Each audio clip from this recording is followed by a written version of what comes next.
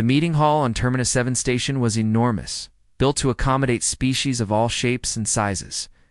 Thalmus stood at the podium, his 6 arms sorting through data tablets while his primary eyes scanned the applications before him. He had been administering the Galactic Engineering exam for 40 cycles now, and the routine never changed. A new species would apply, demonstrate basic competence by building a simple bridge, and join the Intergalactic Infrastructure Guild. It was predictable, orderly, and exactly how Thalmus preferred things. The latest application made him pause. Humans, from a small, yellow star in an unremarkable spiral arm. Their technological assessment showed adequate capabilities, nothing extraordinary. Their civilization was barely 300 cycles old in spacefaring terms. Most species waited at least 500 cycles before applying to the guild. Thalmus clicked his mandibles together and thought. "They seem eager," remarked Velkath, the senior examiner. Her species had been administering these tests for 3,000 cycles, but their engineering portfolio is acceptable. "I see no reason to deny them," Thalmus agreed, though something about the human application bothered him. Their solutions to basic engineering problems were always unnecessarily complex. Where other species would use 10 components, humans used 50. Where others built for adequacy, humans built for extremes. It was inefficient, wasteful even. But it was not against regulations. The exam planet was designated Testing Ground Thatanine. The world was standard gravity, breathable atmosphere, and abundant raw materials. At its center was the canyon, exactly 1 kilometer wide and 200 meters deep. The same canyon used for 3,000 cycles, the same test, the same expectations, the same results. When the human team arrived at the testing facility, Thalmus observed them carefully. 5 individuals, relatively small compared to most species, but moving with purpose. Their leader, Dayun, was a calm figure with graying hair and steady eyes. He greeted Thalmus with a slight bow, a human gesture of respect. "Thank you for this opportunity," Dayun said through his translator device. "My team is ready to demonstrate our capabilities." Beside him stood Minho, who was already scanning the canyon with multiple devices, his fingers dancing across tablet screens. Juan, the female materials scientist, was collecting soil samples before the exam had even officially begun.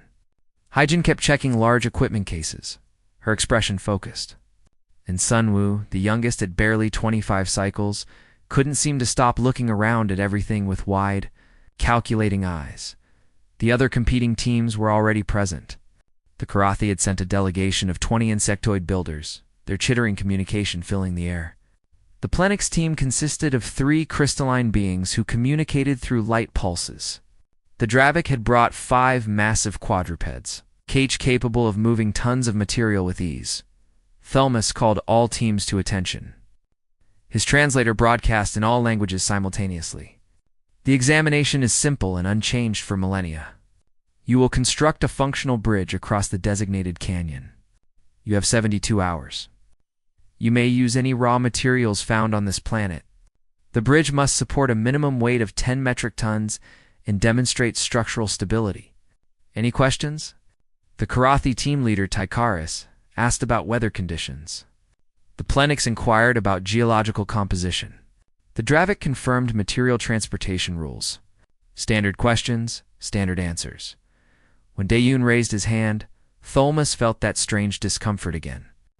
"Are there any restrictions on what else we might build during the examination period?" Thalmus blinked his primary eyes in confusion.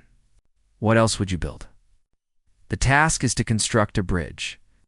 "Yes, I understand," Dayan replied calmly.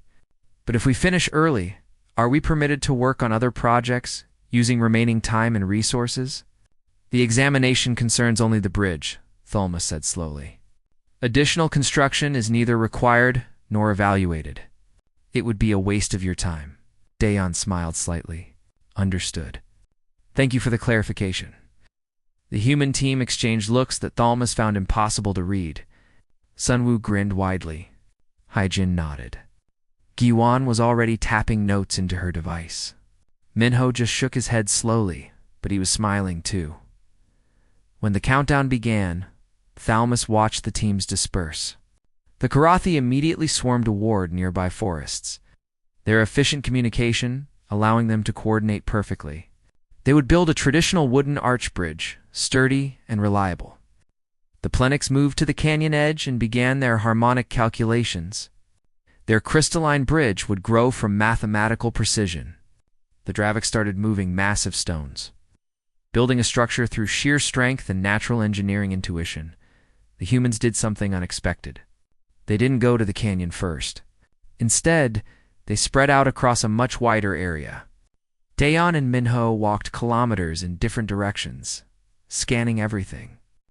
Yuan collected samples of rocks, soil, plants, and water from multiple locations.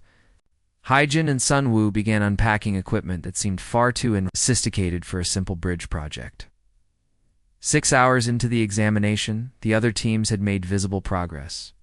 The Karathi had harvested timber and begun constructing support pillars. The Plenix had grown the first crystalline spans. The Dravik had moved hundreds of stones into position. The humans had not touched the canyon at all. Instead, they had erected a small facility near their landing site. Strange machines hummed and blinked with lights. Robots no bigger than a human hand flew through the air, scanning and measuring. What appeared to be a fabrication unit was assembling something, though Thalmus couldn't identify what. He approached Daeyun, who was studying a holographic map that showed far more than just the canyon. You have 66 hours remaining. Other teams are well ahead in construction. Are you experiencing difficulties?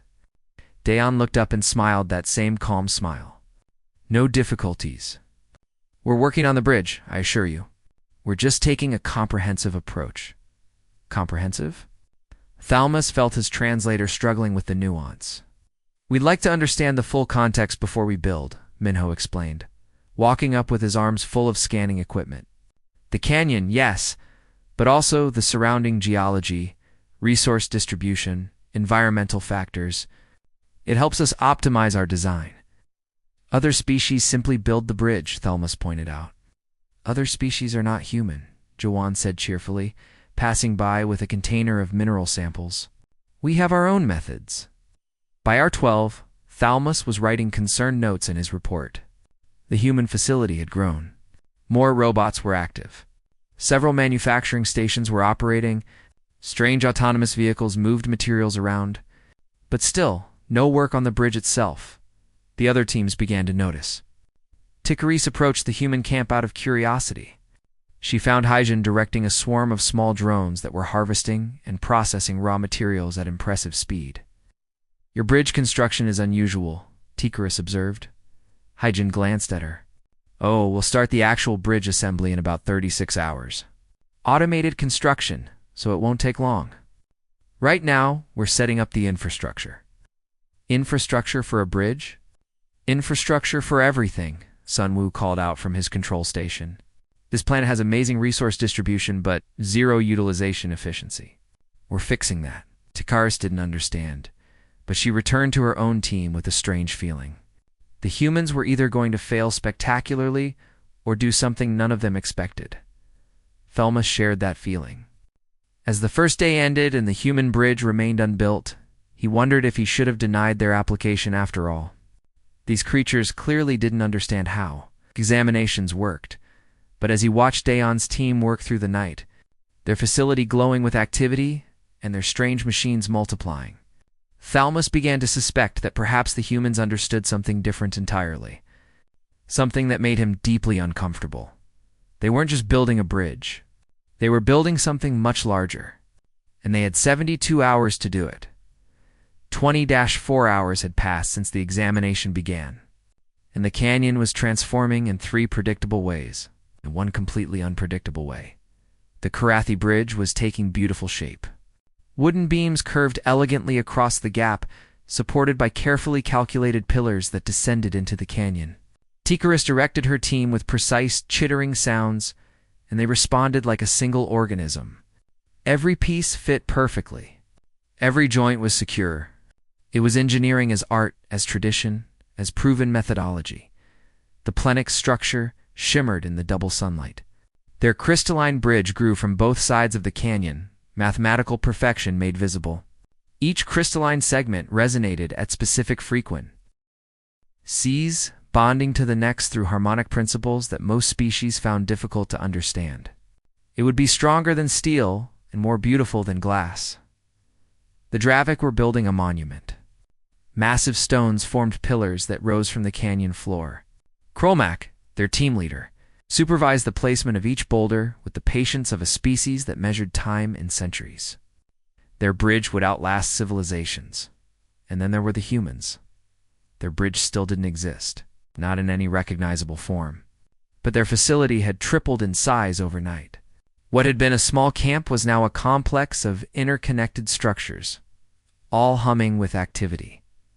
Robots of various sizes moved between stations, carrying materials, assembling components. Building more robots. Thelmus had stopped writing concerned notes. He was now writing alarmed ones.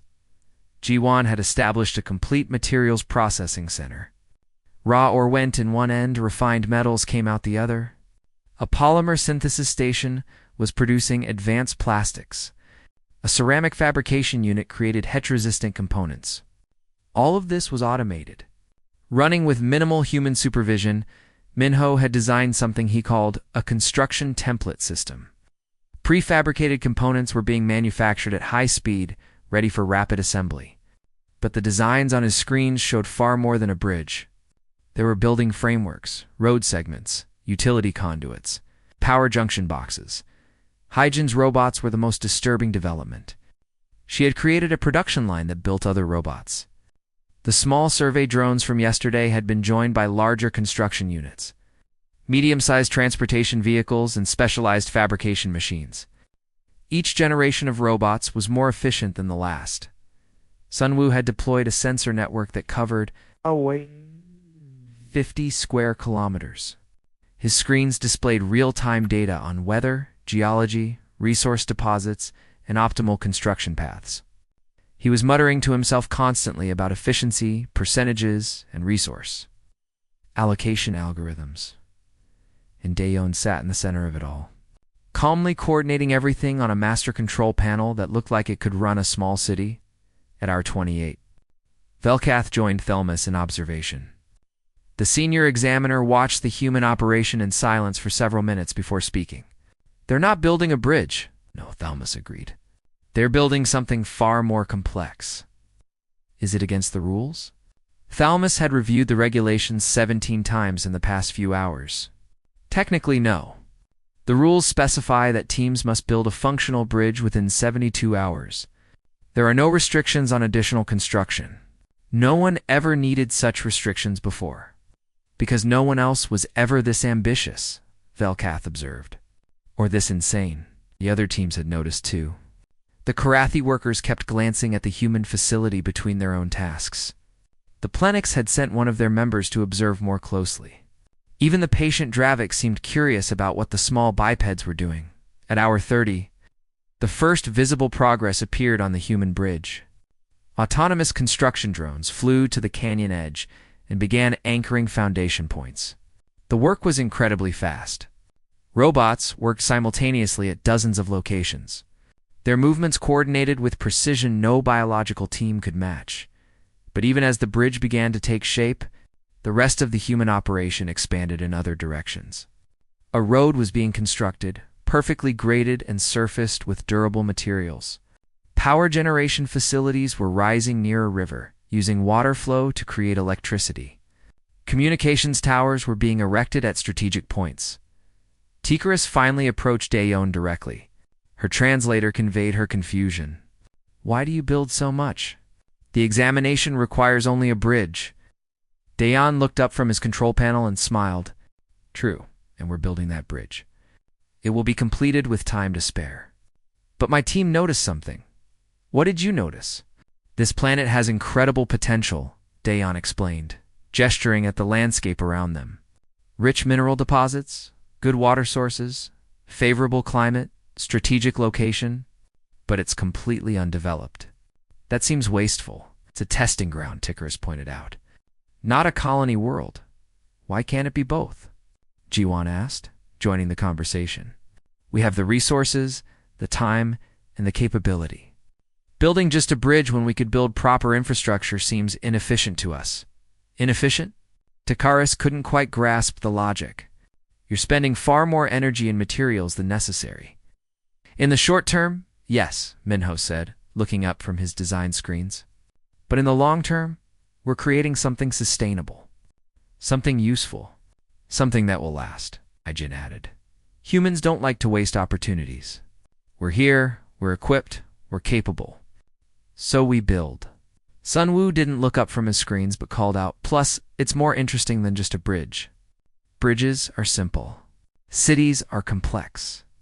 Complex is fun. Takaris returned to her team, more confused than before. She reported the conversation to the other alien teams, and they all agreed on one thing. Humans were very strange. By our 48, the human bridge was complete. It spanned the canyon with elegant suspension cables, smart materials that adjusted to stress automatically, and integrated lighting that powered itself from solar panels. The bridge had built-in sensors that could detect structural issues and alert maintenance systems. It had heating elements to prevent ice formation. It had a sophisticated drainage system. It was objectively the most advanced bridge any of them had ever seen, but more importantly, it was finished a full day early. While the other teams were still working on their structures, Thalmus performed the preliminary inspection personally. The bridge exceeded every specification. It could support 50 metric tons, far above the required 10. The structural integrity was flawless. The safety systems were redundant and sophisticated. If this had been the only thing the humans built, it would have been impressive. But it wasn't the only thing they had built. While Thalmus inspected the bridge, he could see the sprawling construction project spreading in every direction. Roads connected multiple sites. Buildings were rising in modular formations. The power grid was operational and expanding. Water purification systems were processing river water and distributing it through underground pipes. Thalmus asked Daeon, "How did you accomplish so much in 48 hours?" "Automation and planning," Daeon replied simply. "We spent the first 12 hours surveying, analyzing, and designing. We used that data to create optimized construction sequences. Our robots handle the physical labor while we manage the systems. It's efficient. It's unprecedented," Thalmus corrected. "For you maybe," Sunwoo said with a grin. "For us, it's just how we work." The other teams were completing their bridges now. The Karathi finished Hour 52 with a beautiful wooden structure. The Plenix completed their crystalline span at Hour 56. The Draviks set their final stone at Hour 60. All three bridges were excellent. Examples of their species' engineering traditions. All three would easily pass the examination. All three were exactly what the test was designed to evaluate. But when the alien team members looked at their own work and then at what the humans had accomplished in the same time period, they felt something unfamiliar. It wasn't jealousy, exactly. It wasn't inadequacy. It was the unsettling realization that they had been playing a different game entirely. The humans hadn't just taken an exam. They had challenged the fundamental assumptions of what the exam was supposed to measure, and with 24 hours still remaining on the clock, the human construction showed no signs of slowing down.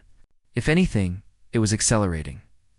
At Hour 60, Thalmus called an emergency meeting with the Examination Council. The holographic conference included senior officials from across the Galactic Engineering Guild, all looking at the live feed from testing ground Thattenine with various expressions of shock and confusion. "Explain what we're seeing," demanded Council Director Varthex. "A being whose species had designed orbital platforms for 600 cycles. That appears to be a small city, not a bridge." Thalmus organized his thoughts carefully. The human team completed their bridge at Hour 48. It exceeds all specifications by significant margins. However, they have continued construction using remaining resources and time. What you're seeing is the result. Is this permitted by examination rules? The rules contain no prohibition against additional construction, Velkath interjected. "I have reviewed them thoroughly. The regulations specify only that teams must complete a functional bridge within 72 hours. Nothing more." On the screens, the human construction sprawled across the landscape like a living thing. The bridge that had started everything was now just one component of a larger network. Roads connected various facilities in an efficient grid. Buildings rose in organized clusters, their modular construction allowing rapid assembly. The power grid had expanded to cover 20 square kilometers, with solar collectors and hydroelectric generators feeding into a distribution network. Water purification plants operated at multiple locations, processing river water and storing it in newly constructed reservoirs. Agricultural domes were being erected with automated systems preparing to cultivate local plant species. A communications network linked everything together, with relay towers ensuring coverage across the entire developing area. And the robots. There were hundreds now, maybe thousands. They moved with coordinated purpose, each one performing its designated task while contributing to the larger construction effort. Some built structures, some moved materials, some manufactured components, and some built more robots. It's self-replicating, breathed Varthex. Their construction system is reproducing itself. Not exactly, Velkath corrected, zooming in on the fabrication facilities. The robots don't truly self-replicate. They require the manufacturing stations, which require human oversight and programming. But yes, the system is designed to expand its own capabilities autonomously within those parameters. Thalmus watched Dayan on the live feed. The human leader sat at his control station, calmly monitoring dozens of screens while sipping from a container of some hot beverage. He looked relaxed, almost bored. This level of massive construction didn't seem to stress him at all. What's their endgame? Asked another council member. What are they building toward? I asked them that question 2 hours ago, Thalmus admitted. Dayan said they were establishing basic infrastructure for potential future use. When I pointed out that this was a testing ground, not a colony site, he responded that it could serve both purposes. On the testing ground, Guan was walking through her materials processing center with a satisfied expression. The automated systems were running smoothly, converting raw resources into refined materials at an impressive rate. She paused to adjust a few parameters on a polymer synthesis unit, increasing its output by 3%. Humans seem to have difficulty with the concept of sufficient, Velkath observed. They always push beyond necessary minimums. Minho was reviewing structural plans for what appeared to be a transportation hub.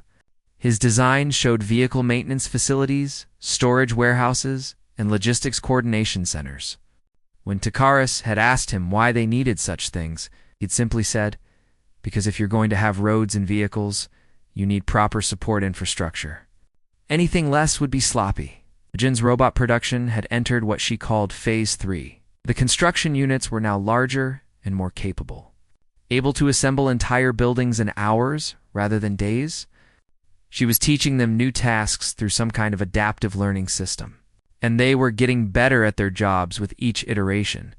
Sunwoo had expanded his sensor network to cover 80 square kilometers and was now mapping optimal locations for future development.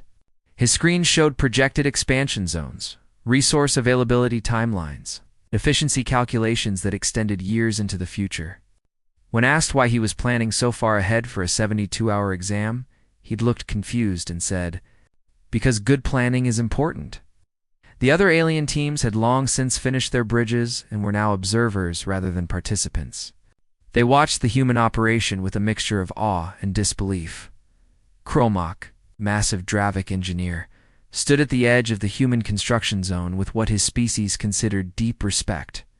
In 300 cycles of life, I have built many things. Bridges, buildings, monuments. Each one took time, care, and great effort. These humans have built more in 3 days than my team could build in 3 cycles. I don't understand how. But I understand that we are witnessing something significant.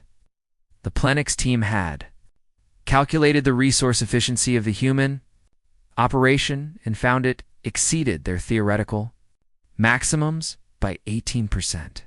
They recalculated 3 times, certain there was an error. There wasn't. Somehow, the human automated systems were extracting and utilizing resources more effectively than the Plenix had thought possible. Takaris had stopped trying to understand the human methods and was now simply documenting everything.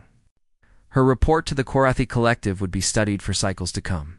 She focused her recording equipment on a particularly impressive sight. An entire residential complex being assembled by robots in perfect synchronization. Walls, roofs, utilities, furnishings, all installed in a continuous flow of activity. They're not just building structures, Tikata said to one of her team members. They're building systems. Everything connects to everything else. The power feeds the water purification, which supports the agricultural domes, which will eventually feed whoever lives in those residential units. It's all integrated. At hour 68, Thalmus made another inspection tour. He walked through paved streets, past operational facilities, under working streetlights. He saw environmental control systems maintaining optimal conditions. He observed automated maintenance robots already performing routine checks on newly constructed systems. "This is a city," he said to Dayon, who was accompanying him on the tour. "You've built a functional city in less than 3 days." "It's not quite a city," Dayon replied modestly. "More like the foundation of one. We have the infrastructure, but it's scaled for maybe a few thousand inhabitants. A real city would need much more. A few thousand." Thalmus felt his translator struggling again. "You built infrastructure for thousands of people in 72 hours? "The automated systems did most of the work," Ji-Wan explained, joining them. "We just designed and coordinated. That's the advantage of good robotics and planning. You can scale construction exponentially once the basic systems are established." "But why?" Thalmus asked the question that had been bothering him since hour 12. "Why build all this when you only needed a bridge?" Dayon stopped walking and looked at the Valkyrie examiner with genuine curiosity. "Why wouldn't we? We had the capability, the resources, and the time. Humans have a saying, if something is worth doing, it's worth doing well. We extended that to, if you're going to build something, build it completely." "This goes far beyond complete," Thalmus protested. "This is excessive." "From your perspective, perhaps?" Minho said. "From ours, building just a bridge when we could build something truly useful would have been wasteful." "We don't like waste," Jin added. "Plus, it was a good opportunity to test our rapid deployment systems. We've been developing these technologies for decades, but rarely get to use them at full scale. This exam gave us a perfect testing scenario." "You used the Galactic Engineering exam as a field test for your construction technologies?" Thalmus asked in disbelief. "Is that a problem?" Sun Wu asked innocently.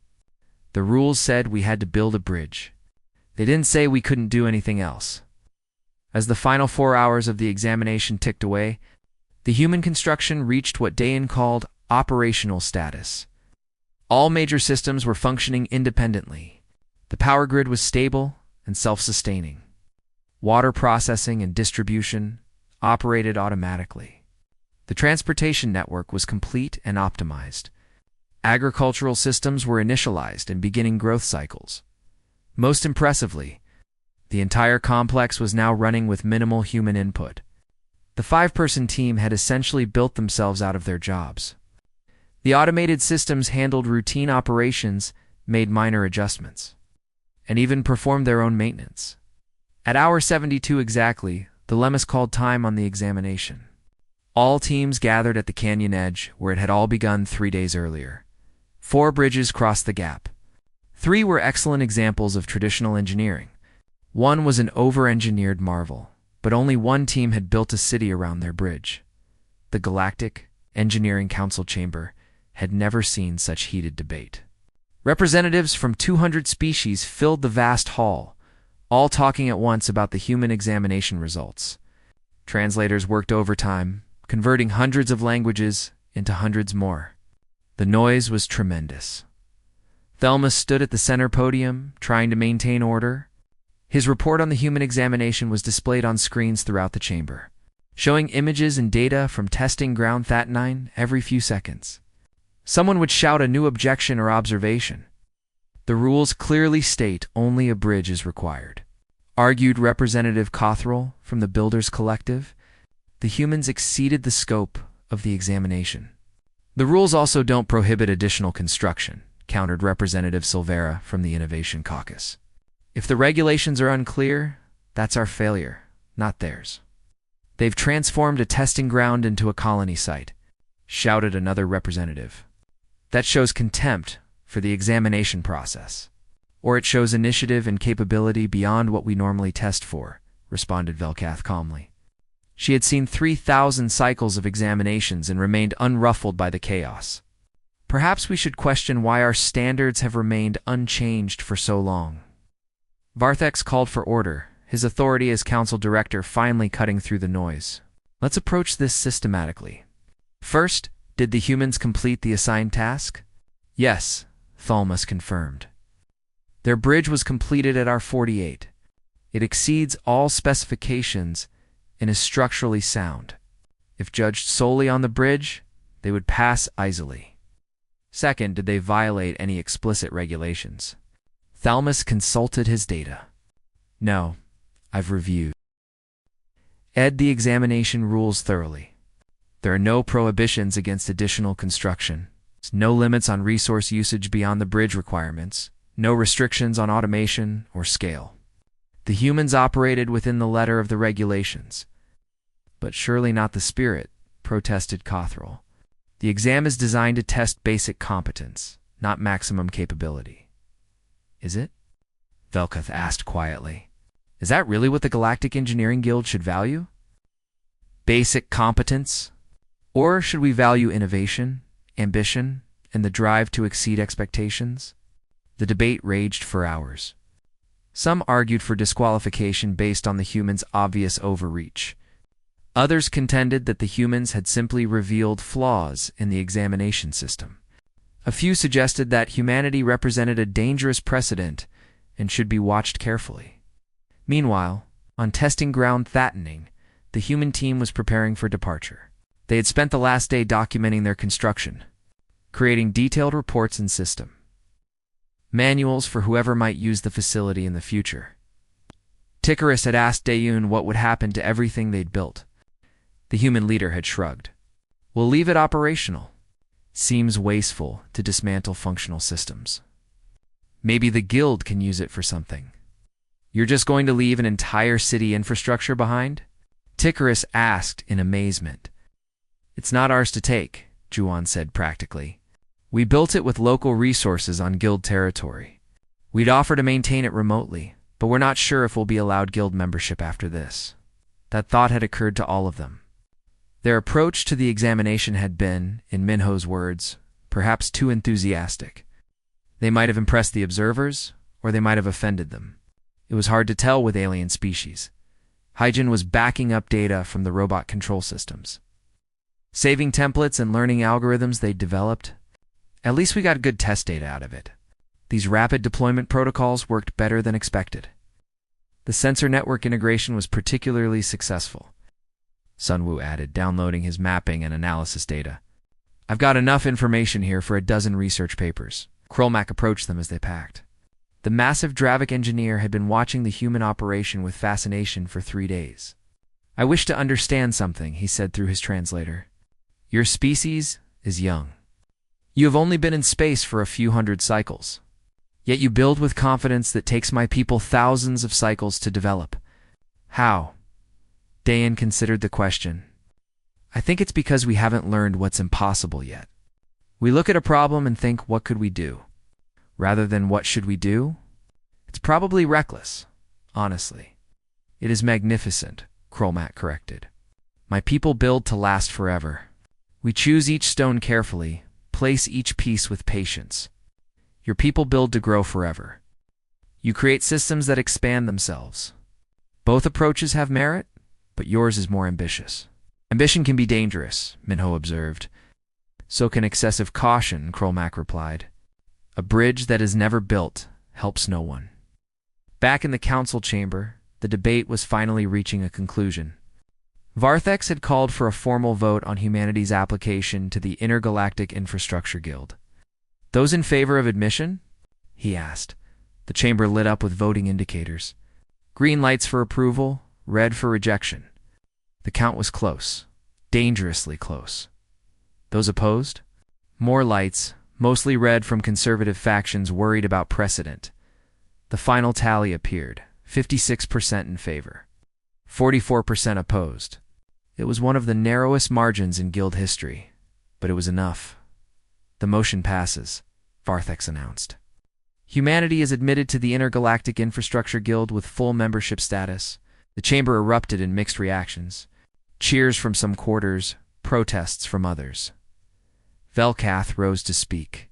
However, we must address the precedent this sets. One proposed new regulations for future examinations, specifically limiting the scope and scale of construction to prevent similar situations. The human clause, someone shouted, and the name stuck immediately. The new regulations were drafted. Quickly, future examinations would have strict boundaries on construction area, resource usage, and project scope. Teams would be limited to the specific task assigned. With no additional building permitted, it seems unfair to create rules specifically to prevent human behavior, Silvera objected. It's necessary to maintain examination integrity, Cothrell countered. If every species began building cities instead of bridges, the testing grounds would become colonies within cycles. Only if every species were as ambitious as humans, Velkath pointed out, which they're not. The human clause passed with overwhelming support. Future applicants would face stricter limitations. But the humans themselves were grandfathered in. Their admission secure, when Thalmus transmitted the results to testing ground Thatnine. Dayun accepted the news with characteristic calm. We're grateful for the opportunity and pleased to join the guild. We look forward to working with all member species. There is one condition, Thalmus added. The Council requests that you provide documentation of your rapid deployment construction methods. Several species have expressed interest in understanding your techniques. Korsquan said immediately, we'd be happy to share our research. That's part of being in a guild, isn't it? Mutual benefit? As the human ship prepared to depart, representatives from multiple species requested tours of the facility they'd built. The Karathi wanted to understand the automation systems. The Pleniks were fascinated by the resource efficiency. The Dravik wished to study the integration of multiple infrastructure components. Tikaris recorded everything. Her report already being transmitted to the Karathi Collective.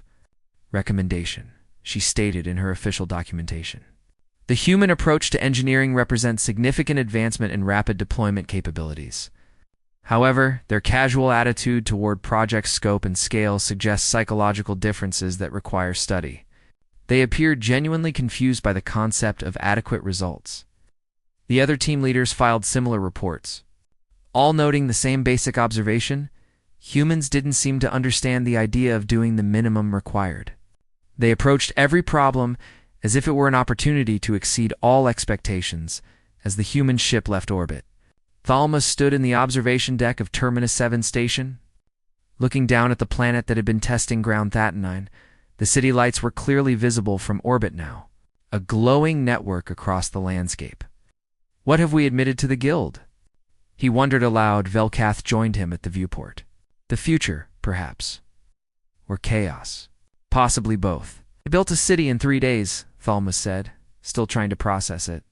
An actual functioning city. They seemed surprised. We were surprised, Velkath added.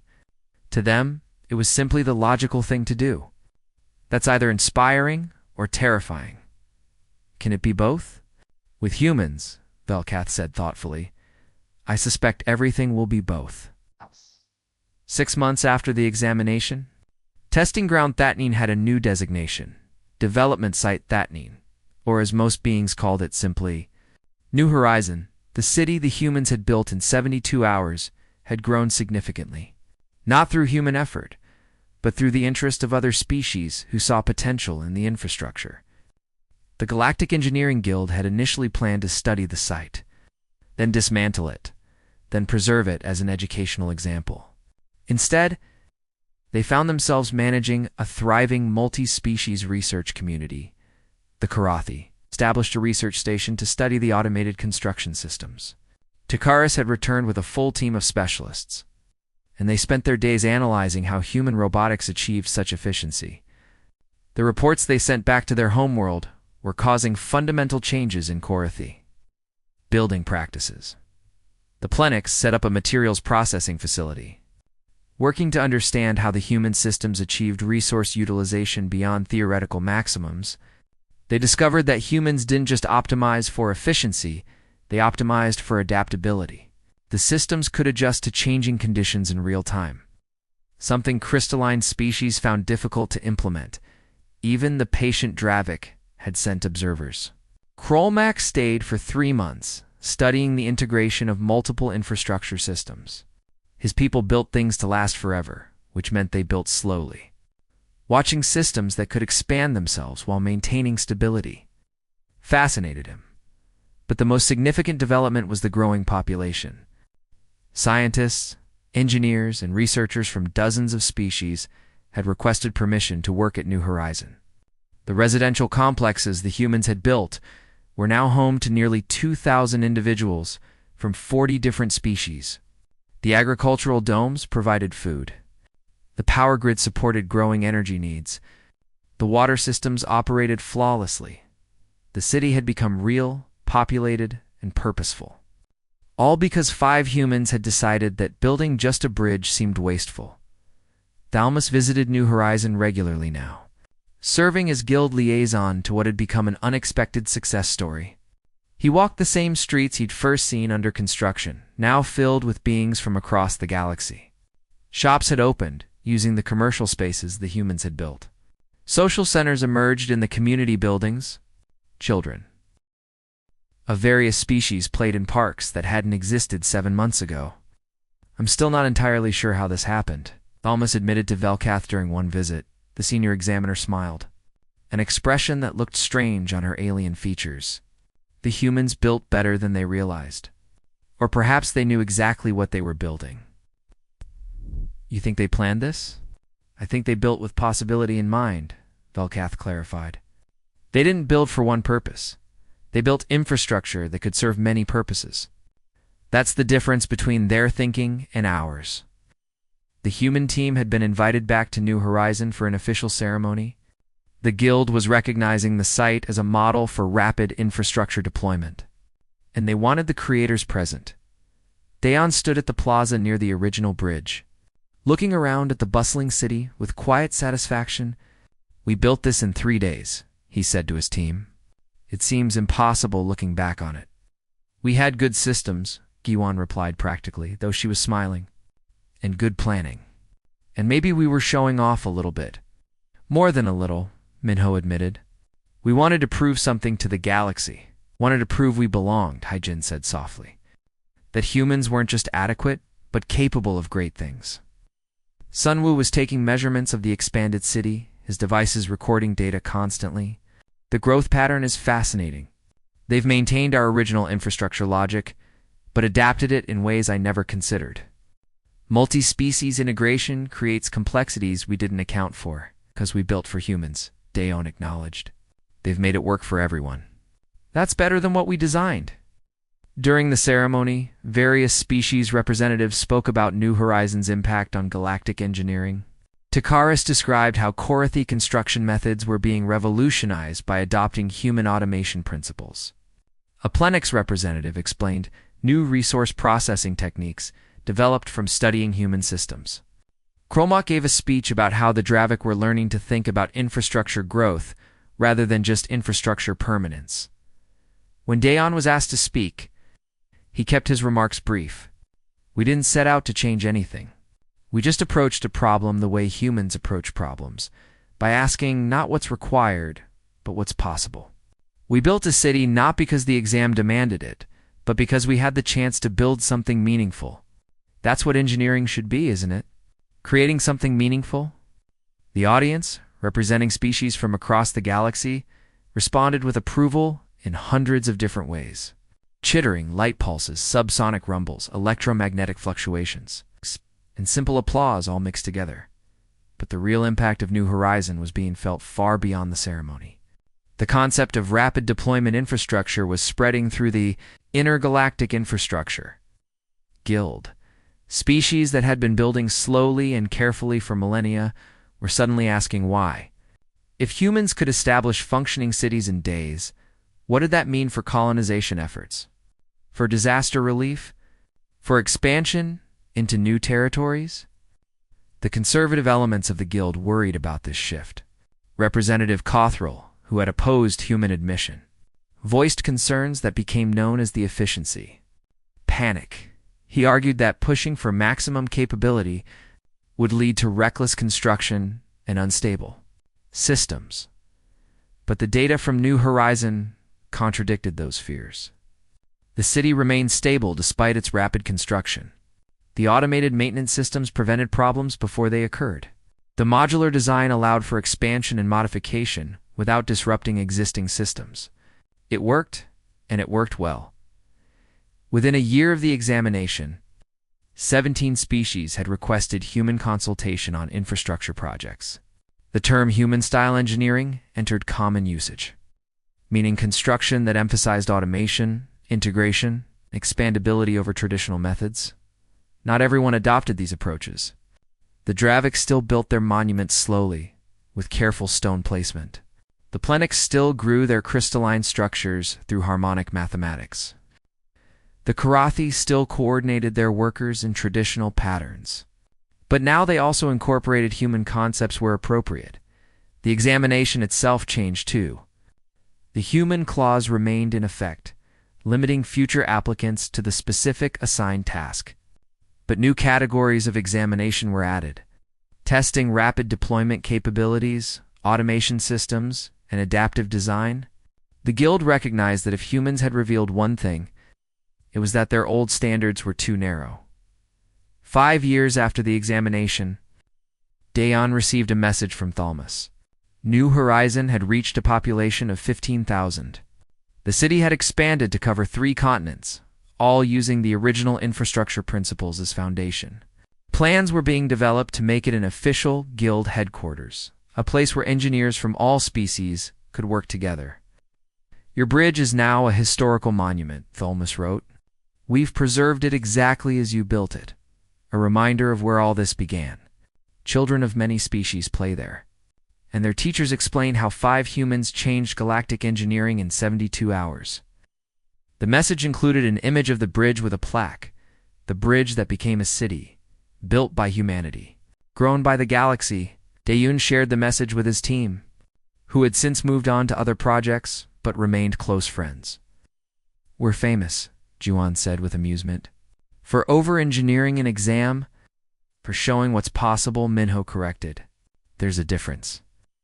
I still can't believe they let us keep guild membership after that stunt, Hyjin laughed. We basically broke their entire examination system. We improved it, Sunwoo argued. If a system can be broken that easily, it needed breaking. Dayon looked at his team with pride. They had been young engineers trying to prove humanity's worth to the galaxy. They had succeeded beyond anyone's expectations, including their own. What do you think? He asked them. Should we tell them about our plans for the next project? The orbital station network. Jiwon grinned. That's going to make the bridge look like a small project. Exactly, Dayon said. Which means they'll probably create another clause to prevent it. The second human clause, Minho suggested. Eventually, they'll just have a section of regulations called things humans aren't allowed to do because they'll do them too well, Hyjin joked. But jokes aside, they all understood what they had accomplished. They had shown the galaxy that humanity didn't just meet standards, they exceeded them. They didn't just solve assigned problems, they solved problems nobody had asked them to solve. They didn't build adequately, they built ambitiously. And most importantly, they had proven that sometimes the best way to build a bridge is to build an entire city around it. The Galactic Engineering Guild would never be quite the same. Examinations would never be simple again. And whenever a species proposed a project that seemed too ambitious, too complex, too excessive, someone would inevitably say, "It's very human." Sometimes it was an insult. Sometimes it was a compliment. Often it was both, but it was always, without question, impressive. And on testing ground, Fat 9, now officially New Horizon. The bridge still stood exactly as the humans had built it in those first 48 hours. A monument to the day humanity asked a simple question that changed everything. Why build just a bridge when we could build so much more? The answer, it turned out, was that there was no good reason at all, so they built more, and the galaxy was better for it.